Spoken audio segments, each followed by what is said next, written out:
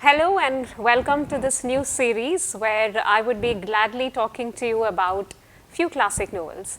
I am Bhagya Rajeshwari and I am a language instructor, but I would rather identify myself as someone who adores books. I love reading books and everything related to books grabs my attention, like the story behind the birth of a book, general trivia, pretty interesting facts about a book, bookmarks, book covers, bookends, and whatnot. Everything related to books grabs my attention.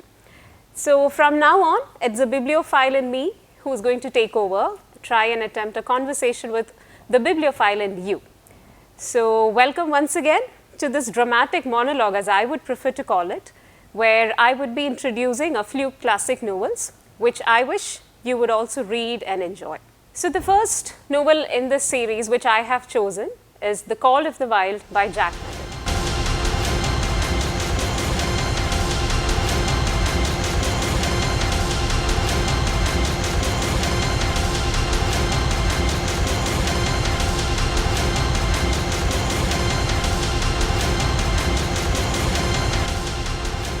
I'm pretty sure at least some of you might have already read this book, and definitely some of you might have heard of this book. Now, The Call of the Wild is one of the most popular works in American literature for a lot of reasons.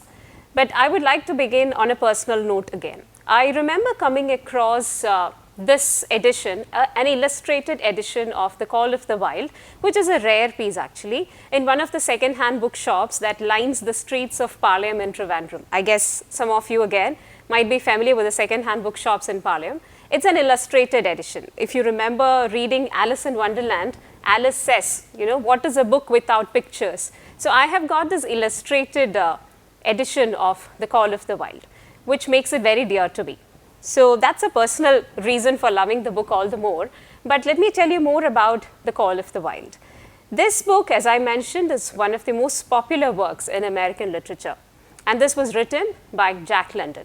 So before I move on to give you the story of the book, let me just give you a word, something about, tell you more about the author, Jack London. John Griffith London, or Jack London as he's popular, Jack London is his pen name, was an American writer. He was a journalist, he was a war correspondent, and he was a lot more. But what piqued my interest on reading about him was the fact that he was a hobo. Now, who's a hobo? A hobo is a migrant worker. So you can imagine the kind of information, knowledge, and experience this man might have accumulated over the years being a migrant worker or being a hobo. And not just that, he's been part of some of the historical moments of American literature as well as American civilization, like the Klondike Gold Rush. I think I cannot move further without telling you what the Klondike Gold Rush was all about. Now, the Klondike Gold Rush took place in the Klondike region of Yukon in Canada. Now, this gold rush, the entire event lasted for around 3 years, like from 1896 to 1899. Now, what was this all about? In 1896, a few miners discovered gold in this region. And as a result, a massive migration took place. Lakhs of people migrated to the Klondike region in Canada. And Jack London was one among them. The entire people who migrated to this place came in search of a better life, making more money in the hope of making more money, and some definitely became rich, but a few did not. There is a point, they reached a point where Jack London himself mentioned that in the entire journey, in the entire process of traveling to the Klondike region, he discovered himself. So like those group of people who could not make it or who could not become wealthy and rich as they dreamt of, Jack London was among them who could not become rich. But he definitely was enriched with a number of inspiring events which led to the stories which he wrote later. However, the rush for the gold came to an end in 1899, and a lot of other gold mines were discovered during this time, and the grass is always greener on the other side, right? So people started migrating to other parts of the country. This was all about the Klondike Gold Rush, and Klondike Gold Rush was definitely one of the inspiring events behind The Call of the Wild. Now, moving on to the plot, I have no plans to reveal the entire plot to all of you because I want everybody to read the book, but it will also be unfair if I don't let you, get a peek into the story. So, the Call of Wild, in the Call of Wild, the narrator is Buck. And Buck is no ordinary narrator. He is a 140-pound Saint Bernard and a Scotch Shepherd breed dog. He is extremely cared and pampered and taken care of, well-fed, in the Judge Miller's family in California. But every story takes a turn, right? And this story is no exception.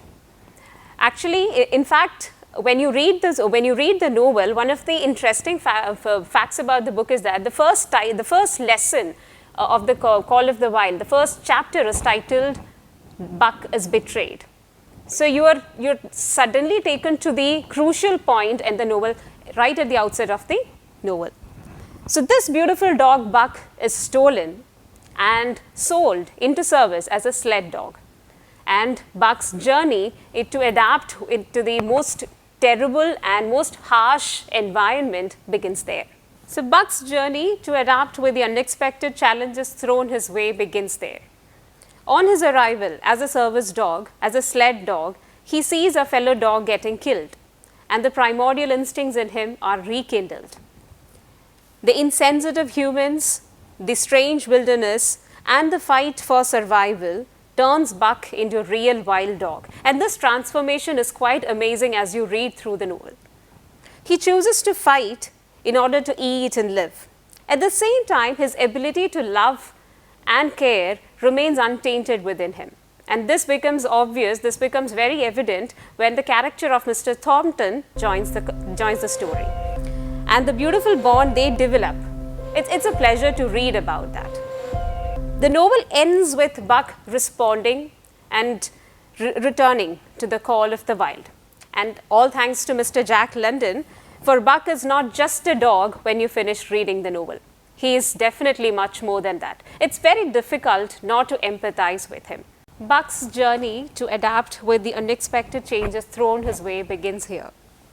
On his arrival, he sees how the fellow dogs gets killed and by other dogs. Buck's primordial instincts are rekindled and he realizes how important it is to fight in order to survive. It is either kill or be killed in the situation. The insensitive humans, the strange wilderness, and the fight for survival turns Buck into a real wild dog. And he chooses to fight. He learns to fight and he chooses to fight in order to live. At the same time, his ability to love and care remains untainted within him. And this becomes obvious when the character of Mr. Thornton is introduced in the novel. And the beautiful bond they develop is a pleasure to read. There is also the fictitious community called the Ye Hat Indians who actually kills Thornton. And this is another crucial point in the novel because the wildness of Buck is well revealed at this point, because at that particular moment when Buck realizes that Mr. Thornton is killed by the Ye Hat Indians, he actually kills them and he returns to the wild. So this unbelievable transformation from chapter 1 where Buck is betrayed, that well-cared, pampered dog, to the transformation to a killer dog. He's termed as a ghost dog. And when the novel ends, a legend spread. The Ye Hat Indians, the rest of them who comes back alive, they spread legends saying that they saw a ghost dog in the wild and he's none other than Buck. So this unbelievable transformation is a tale of survival. So when I say Call of the Wild is a tale of survival, it is also a tale of hope, of persistence and determination. And Buck is not just a dog for that reason. Buck symbolizes all this. And probably I think this is also one reason a book like a story, a novel like Call of the Wild still stands significant in our times. Because we're all living in very uncertain times. Challenges are thrown our way every day. I think as a world, we are fighting a big challenge as of now. And this is exactly why stories like Call of the Wild becomes all the more significant. Because the unrelenting, the relentless nature, all these qualities that Buck symbolizes are something that we human beings can also relate to. It's not just a quality of a dog or an animal. It's something that we all can relate to. there are some beautiful passages in the novel which I would like to read out,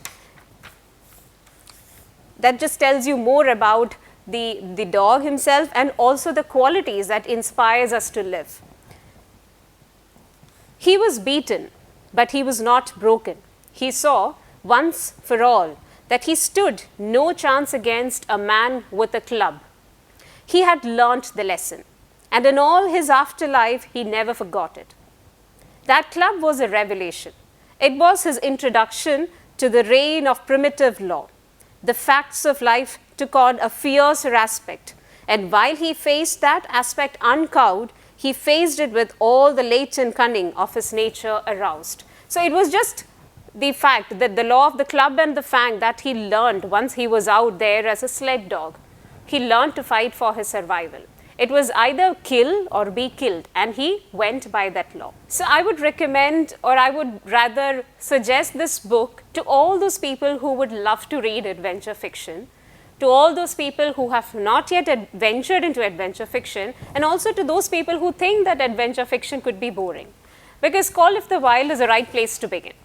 When this story was published in 1903, it was published in the Saturday Evening Post, and it came out in 4 installments. It did not come out as a novel as such, it came out as 4 installments. And then later on, it was bought by the Macmillan Press. And the rest is history, because this is one of those few books, one of those few novels that never went out of print since it was bought by a publication house. And there is a general trivia that I would like to add here. It's not a trivia, but something of an interesting fact, I would call it rather.